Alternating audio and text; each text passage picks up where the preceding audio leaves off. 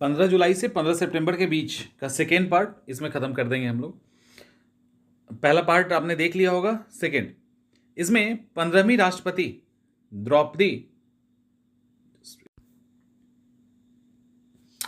द्रौपदी मुर्मू 15वीं राष्ट्रपति बनी है। इनके साथ कुछ इंपॉर्टेंट फैक्ट है। एक तो 15वीं बनी, ये ठीक है, और यशवंत सिन्हा को हरा दिया है विपक्ष में। ये मयूरभंज जिला उड़ीसा की रहने वाली हैं, संथाल आदिवासी हैं, झारखंड की 9वीं राज्यपाल बनी थी। और द्रौपदी मुर्मू भारत की पहली महिला आदिवासी राज्यपाल, ओडिशा की पहली महिला आदिवासी नेता जो कहीं पे राज्यपाल बनी। एक तो ये फैक्ट है। दूसरा, द्रौपदी मुर्मू जो हैं वो भारत की दूसरी महिला राष्ट्रपति, लेकिन एक और मामले में ये पहली महिला हो जाती हैं कि स्वतंत्र भारत में जन्म लेने वाली पहली महिला राष्ट्रपति बन जाती है। इसके साथ पहली आदिवासी महिला तो है ही है। इसी को इन्होंने जब शपथ लिया तो पीएम मोदी ने इसको वाटरशेड मूवमेंट कहा। पीएम मोदी के द्वारा वाटरशेड मूवमेंट कहा गया। 21 जुलाई 2022 की कहानी है। 14वें राष्ट्रपति के रूप में जगदीप धनखड़ चुने गए हैं। इनके विपक्ष में सुश्री अलवा थे, वो 5 बार कांग्रेस सांसद भी रहे थे, ये विपक्ष के उम्मीदवार थे। दिनेश गुणवर्धने श्रीलंका के हैं। दिनेश गुणवर्धने श्रीलंका, कोलंबो में श्रीलंका के 15वें प्रधानमंत्री बने हैं। दिनेश गुणवर्धने 15वें प्रधानमंत्री बने हैं 22 जुलाई को। Ashish Kumar Chauhan national stock exchange के अगले सीईओ और प्रबंध निदेशक होंगे। एनएसई देश का सबसे बड़ा स्टॉक एक्सचेंज है। अभी ये बंबई स्टॉक एक्सचेंज के अंदर थे और ये पहले से ही एनएसई के संस्थापक सदस्यों में से एक रहे हैं। इनको आधुनिक वित्तीय डेरिवेटिव, ये जो अभी डीमैट अकाउंट है ना, उनका जनक माना जाता है आशीष कुमार चौहान को। भूपेंद्र सिंह का डेथ हो गया है, 82 साल के थे, गायक थे। दिल का दौरा पड़ने से इनका डेथ हुआ है 19 जुलाई को। नाम गुम जाएगा, होठों पे ऐसी बात, होके मजबूर, ऐसे करके कई सारे गाने इन्होंने गाए हैं। विश्व बैंक के मुख्य अर्थशास्त्री, अभी इंदरमीत गिल को विश्व बैंक का मुख्य अर्थशास्त्री नियुक्त किया गया है। कौशिक बसु के बाद ये पद संभालने वाले दूसरे भारतीय हो गए हैं। 1 सितंबर 2022 से इनका कार्यकाल शुरू होगा और ये एम रेनहार्ट का स्थान लेंगे इंदरमीत गिल। भारतीय अर्थशास्त्री रघुराम राजन, गीता गोपीनाथ ने आईएमएफ में मुख्य अर्थशास्त्री के रूप में काम किया है। ठीक है, इतना काफी है, इससे ज्यादा जरूरत नहीं है। मराठा अभिनेता प्रदीप पटवर्धन, इनका दिल का दौरा पड़ने से डेथ हो गया है। गुस्तावो पेट्रो कौन है? तो याद रखिएगा, कोलंबिया के नए राष्ट्रपति चुने गए हैं।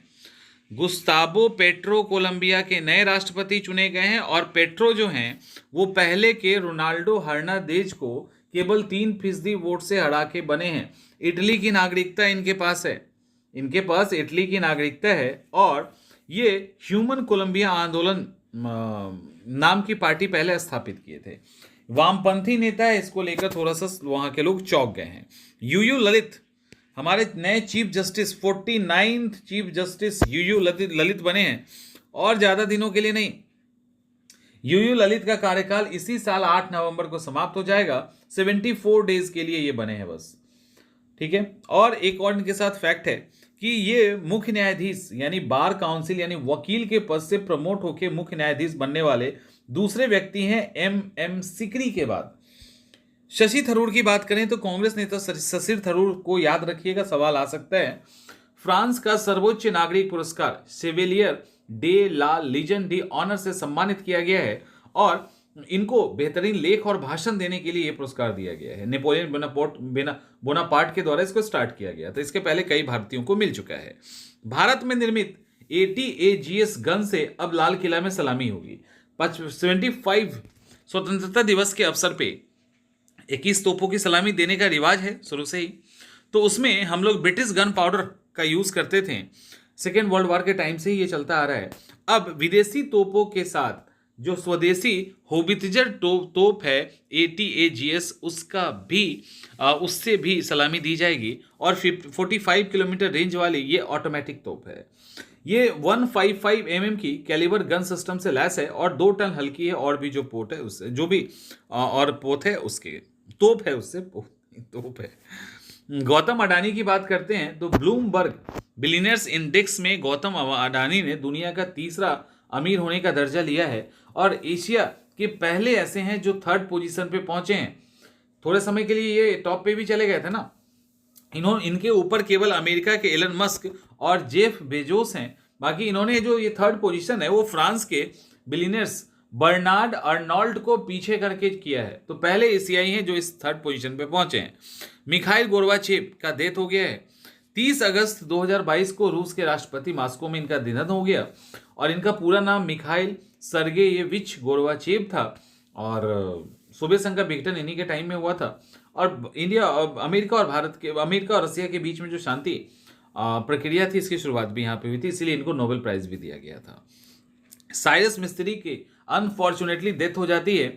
महाराष्ट्र के पालगढ़ के पास NH-48 पे इनकी कार दुर्घटनाग्रस्त हो जाती है जिसमें इनका डेथ हो जाता है। इनके साथ मुंबई की स्त्री रोग विशेषज्ञ अनाहिता पंडोले और उनके पति डेरियस पंडोले भी थे, वो घायल होते हैं लेकिन बच जाते हैं। तो साइरस मिस्त्री का डेथ हो जाता है। ब्रिटेन की महारानी एलिजाबेथ का भी 8 सितंबर 2022 को 96 के एज में डेथ होता है। 10 दिन का ब्रिटेन में राष्ट्रीय शोक की बात की गई है। 70 साल से अधिक उम्र तक ये महारानी रही थी और इनका निधन स्कॉटिश हाईलैंड में स्थित उनका जो महल है बालमोरल कैसल उसमें हुआ है। इसके बाद कैसल में हुआ है, ठीक है, इसमें तो हो गया। प्रोफेसर बीबी लाल, इनका भी डेथ हो गया है।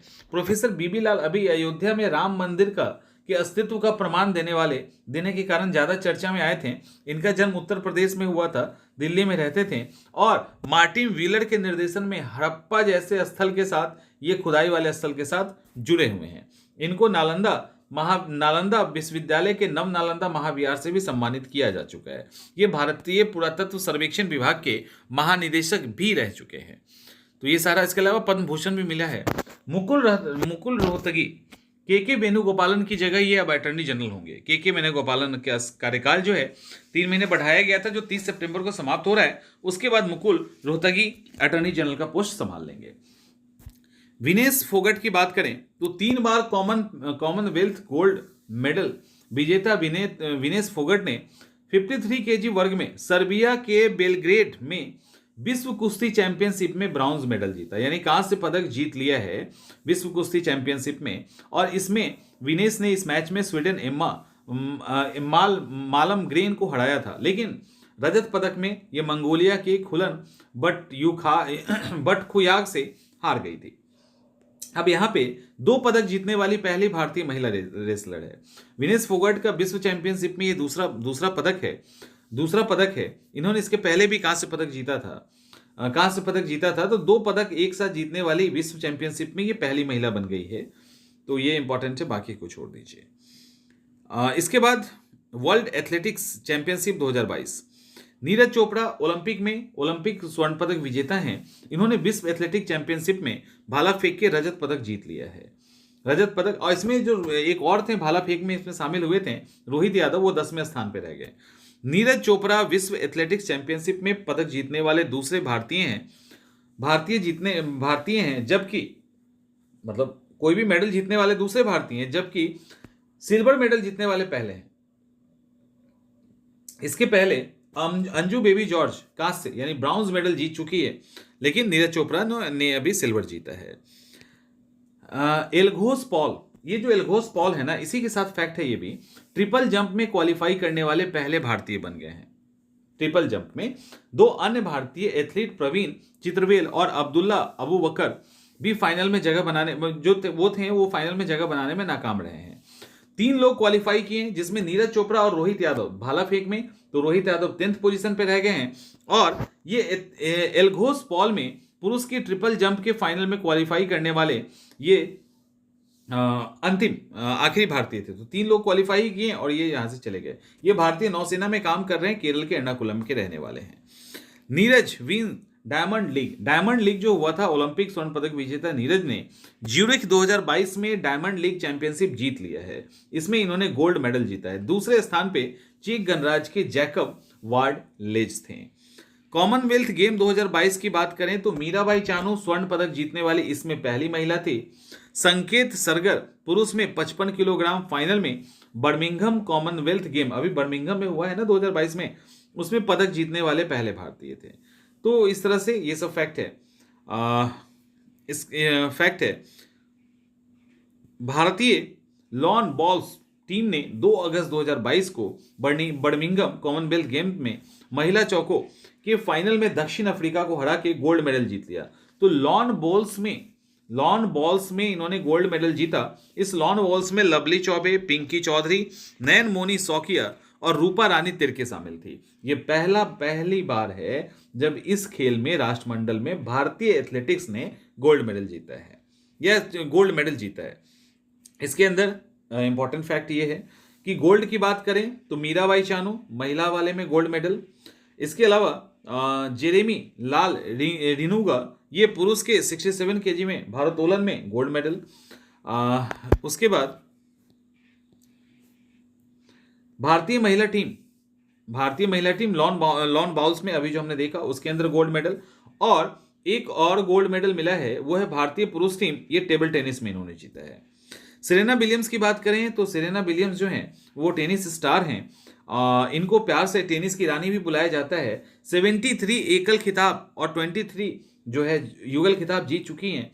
319 सप्ताह तक लगातार नंबर 1 पोजीशन पर रही। इन्होंने 9 अगस्त 2022 को संन्यास लेने की घोषणा की है। अब ये यूएस ओपन जैसे समाप्त होगा उसके बाद संन्यास ले लेंगी। अंडर 20 वर्ल्ड रेसलिंग चैंपियनशिप भारतीय कुश्ती संघ के अध्यक्ष ब्रजभूषण शरण सिंह और उपाध्यक्ष आईडी नानावटी की बात करते हैं।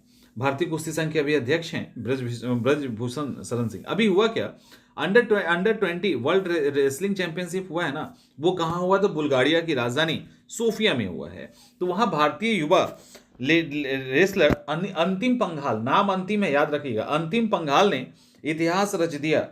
इस मुकाबले में उन्होंने कजाकिस्तान के एटलिन शगायोवा को 8-0 से हराकर भारत की ये खिताब जीतने वाली पहली महिला रेसलर बन गई हैं। तो अंडर 20 में इन्होंने रेसलिंग का खिताब जीता। अमित पंघाल 53 किलोग्राम भार वर्ग में इन्होंने इस पदक को जीता है। इसके अलावा सोनम मलिक ने 60 केजी और प्रियंका ने 65 केजी में रजत पदक जीता है। रितिका और सीतो ने जो है कांस्य पदक जीता है। तो ये सारे फैक्ट हैं। तो इस तरह भारत ने अभी तक सर्वश्रेष्ठ प्रदर्शन करते हुए 1 स्वर्ण, 4 रजत और 11 कांस्य पदक के साथ टोटल 16 पदक जीता है। तो ये इंपॉर्टेंट फैक्ट है। उसके बाद डायमंड लीग तो हो गया ना। ऑलराउंडर ब्रेन स्टॉक की बात करते हैं। इंग्लैंड के ऑलराउंडर हैं। क्रिकेट, ओडीआई क्रिकेट से संन्यास की घोषणा कर दी इन्होंने। ठीक है, ओडीआई क्रिकेट से। इंग्लैंड और दक्षिण अफ्रीका के बीच जो डरहम में पहला वनडे मुकाबला हुआ वो उनका आखिरी मैच था। उसके बाद उन्होंने बोला नहीं, टेस्ट टीम में वो कप्तान है और T20 खेलते रहेंगे। अंडर 20 रेसलिंग चैंपियनशिप हो गया है ना, सेरेना विलियम्स रिपीट हो गया। सिंगापुर ओपन 2022 भारत की ओलंपिक पदक विजेता पीवी सिंधु ने 17 जुलाई 2022 को महिला एकल फाइनल में चीन की वांग जी को हराकर सिंगापुर ओपन 2022 का खिताब जीत लिया। तो पीवी सिंधु ने सिंगापुर ओपन का खिताब जीता है। ये 2022 में इनका तीसरा खिताब है, क्योंकि इसके पहले सैयद मोदी अंतरराष्ट्रीय टूर्नामेंट जीत चुकी है ये, और स्विस ओपन 2022 का जो महिला खिताब है वो भी ये जीत चुकी हैं। तो इस तरह से ये इंपॉर्टेंट है। इसके अलावा और सब जो थे ना पढ़ना, ये सब हार चुके हैं। 36वां राष्ट्रीय खेल। अब केंद्रीय गृह मंत्री ने अहमदाबाद के जो ट्रांस स्टेडियम है 36वें राष्ट्रीय खेल का शुभंकर वहां पे लॉन्च किया। शुभंकर सावज है। सावज का गुजराती अर्थ होता है शावक। और एंथम जो है एक भारत श्रेष्ठ भारत की थीम पे आधारित है। एक भारत श्रेष्ठ भारत थीम के आधारित है। ये जो इसका आयोजन गुजरात के 6 शहर में होगा, गांधीनगर, अहमदाबाद, सूरत, बड़ोदरा, राजकोट, भावनगर। 29 तारीख से 12 अक्टूबर के बीच में ये गेम होगा। 1200 से अधिक एथलीट और अधिकारी इसमें भाग लेंगे।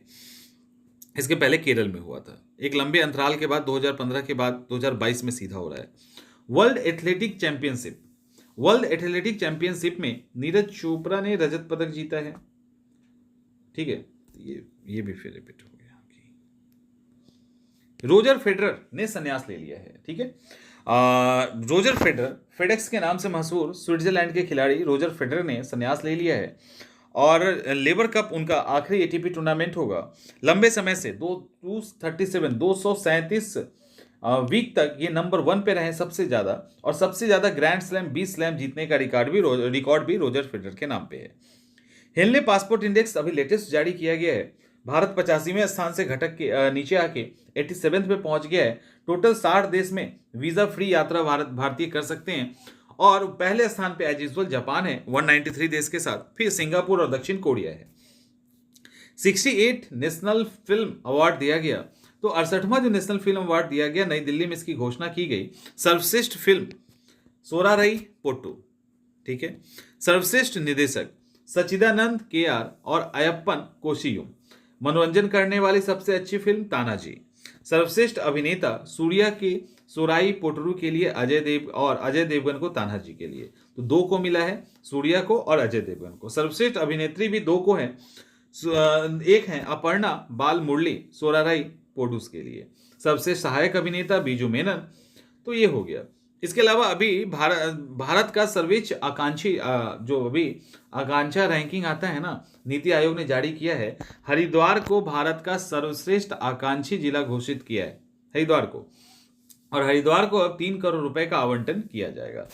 यूनेस्को पीस प्राइज 2022 पूर्व जर्मन चांसलर एंजेल मार्केल को ये प्राइज मिला है। एंजेल मार्केल को शरणार्थी को स्वागत करने के प्रयास में ये प्राइज दिया गया है। यूनेस्को शांति पुरस्कार को औपचारिक रूप से फेलिक्स हॉफ एट बोगन प्राइज भी कहते हैं। बस इतना ही काफी है, एंजेल मार्केल को यूनेस्को पीस प्राइज दिया गया है। 67th फिल्म फेयर अवार्ड सर्वश्रेष्ठ अभिनेता 83 रणवीर सिंह, कृति सेनन मिमी के लिए, क्रिटिक चॉइस में विकी कौशल हैं, उधम सिंह के लिए, विद्या बालन है शेरनी के लिए। सबसे हिट फिल्म शेरशाह को। 64 रेमन मैग्सेसे पुरस्कार। 64 का जो रेमन मैग्सेसे पुरस्कार है ना, ये 4 लोगों को, सोथियारा छिम, गैरी बेनचेघिब, ऐसे चलो यहाँ पे, इसको एशिया का नोबेल पुरस्कार माना जाता है। सोथियारा छिम कंबोडिया के हैं, गैरी बेनचेघिब ये बाली इंडोनेशिया के, तदासी हटोरी ये जो है जापान के नेत्र रोग विशेषज्ञ हैं, बर्नाडेट मैड्रिड ये फिलीपींस के बाल रोग विशेषज्ञ हैं। और भारत की के शैलजा भी थी, बट के शैलजा भारत के जो के शैलजा हैं, इन्होंने इस पुरस्कार को ठुकरा दिया। शैलजा ने कहा इनको दिया जा रहा था कोविड-19 में इनके एफर्ट के कारण, बट इन्होंने कहा कोविड-19 मेरा पर्सनल एफर्ट नहीं था, सामूहिक रूप से ये प्राइज देना चाहिए, मैं मतलब व्यक्तिगत रूप से ये नहीं ले सकता। इसको लेकर इन्होंने हटा दिया, इसको इन्होंने नहीं लिया। कर्तव्य पथ, तो इंडिया गेट से जो राष्ट्रपति भवन के बीच का रास्ता जिसको राजपथ कहते हैं, अब वो कर्तव्य पथ कहा जाएगा। यूनेस्को, भारत के 3 शहर यूनेस्को के global network of learning cities में शामिल हो गए हैं। Global network of learning cities में शामिल हो गए। ये 3 शहर कौन है? केरल के 2 शहर हैं, त्रिशूर और नीलांबूर, और तेलंगाना का एक शहर है वारंगल। तो त्रिशूर भी है, नीलांबूर भी है और वारंगल भी है, 3 को। नीलांबूर केरल का इको टूरिज्म डेस्टिनेशन है, त्रिशूर केरल की सांस्कृतिक राजधानी है, और वारंगल जो है तेलंगाना का एक सांस्कृतिक विरासत वाला शहर है। इन्होंने ये जो यूनेस्को ने global network of learning cities 2013 शुरू किया है, अब तक इसमें 76 देश के 294 शहर शामिल हो चुके हैं। इसमें यह होता है कि अलग अलग शहरों में सीखने की अलग अलग चीज़ें होती है, तो ये लोग आपस में मिलजुल कर एक दूसरे को मदद करेंगे। UNDP ह्यूमन डेवलपमेंट इंडेक्स आ गया नया वाला, 2021 वाला, ठीक है, अभी आया है। भारत जो है 191 देशों में 132 पोजीशन पे है। तो ह्यूमन डेवलपमेंट इंडेक्स में भारत 132 पोजीशन पर है। तो भारत जो है इस बार 132 पे है, 2020 में ये 131वें पोजीशन पर था। तो इतना काफ़ी है। और ये जो टॉप के देश हैं वो स्विट्जरलैंड है, फिर नॉर्वे है, फिर आइसलैंड है। भारत जो है वो 132वें पोजीशन पे है। पड़ोसी देश की बात करें तो नेपाल और श्रीलंका बेहतर पोजीशन पे है, 73, चीन 79, भूटान 127 और बांग्लादेश 129, ये बेटर है। पाकिस्तान की स्थिति खराब है, 161, नेपाल 143 और म्यांमार 149 पे है। इसके अंदर जीवन प्रत्याशा, स्कूली शिक्षा और प्रति व्यक्ति सकल घरेलू उत्पाद को लिया जाता है, आय को लिया जाता है। विश्व डेयरी सम्मेलन 2022 नोएडा के अंदर हुआ। प्रधानमंत्री नरेंद्र मोदी ने खुद इसको इनॉग्रेट किया, और इसमें 50 देश के 1500 से अधिक लोग आएंगे। और पिछले 8 वर्ष में दूध उत्पादन में भारत ने 44% की बढ़ोतरी की है, और एक साल में लगभग 210 मिलियन टन दूध का उत्पादन कर रहा है। तो इसी को लेकर यहाँ पे विशेषज्ञ अलग अलग आएंगे। G20 समिट भारत में दिसंबर 2022 से 30 नवंबर 2023 तक एक साल के लिए G20 की अध्यक्षता भारत ग्रहण करेगा। 9 सितंबर से 10 सितंबर के बीच में नई दिल्ली में 2023 की बात कर रहे हैं, 2023 की बात कर रहे हैं, 9 से 10 सितंबर नई दिल्ली में इसका आयोजन किया जाएगा। G20 ट्रोइका की बात करें तो इस ट्रोइका में 3 देश इंडोनेशिया, बाली और इटली अभी शामिल है। इसके बाद ट्रोइका में जो है भारत की अध्यक्षता के दौरान जो ट्रोइका का निर्माण होगा उसमें भारत होगा, इंडोनेशिया होगा और ब्राजील होगा। अतिथि देश के रूप में बांग्लादेश, मिस्र, Mauritius, Netherland, Nigeria, Oman, Singapore, Spain, संयुक्त अरब अमीरात, इन सबको बुलाया जाएगा। आधुनिक दास्ता पे अभी एक सर्वे आया है, आईएलओ इंटरनेशनल लेबर ऑर्गेनाइजेशन, उसके अलावा IOM international organisation of migration और international human right group walk free के साथ मिलकर एक मॉडर्न आधुनिकता पे एक गुलामी रिपोर्ट आई है, the global assessment of modern slavery report जारी की गई है। एक्चुअली ये मॉडर्न स्लेवरी रिपोर्ट क्या चीज़ है, इसमें लगभग 5 करोड़ लोग हैं, ठीक है, 5 करोड़ लोगों पे ये निकाला गया है। मैंने कहा गया है कि अभी मॉडर्न समाज में जो गुलाम टाइप के लोग हैं वो 5 करोड़ हैं। गुलाम किसको कहेंगे? जिससे आप जबरदस्ती काम करवा सकें या जिस पे अलग अलग प्रेशर के थ्रू आप काम करवाते हो, उसको भी हम गुलाम कहेंगे। कहा गया है कि प्रत्येक 4 में से एक बच्चा इसका भी शिकार है और हर 1000 में से 6.4 लोग इस तरह की गुलामी में जी रहे हैं। तो इन सब की बात की गई है। इसमें जबरन शादी को भी इंक्लूड किया गया है और जबरन लेबर करवाना, जबरदस्ती शादी करवाना, लोन के अंदर बांधना, मानव तस्करी, ये सबको इसके अंदर इंक्लूड किया गया है। तो ये फैक्ट थे, होपफुली कि ये आपके काम आएंगे अभी एग्जामिनेशन में। मिलते हैं अगले वीडियो में।